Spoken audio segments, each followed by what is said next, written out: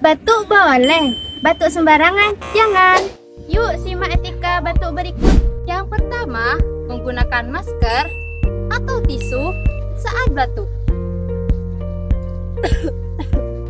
Setelah itu, buang tisu ke tempat sampah. Dan jangan lupa untuk cuci tangan ya. Yang kedua, jangan batuk ke arah orang lain.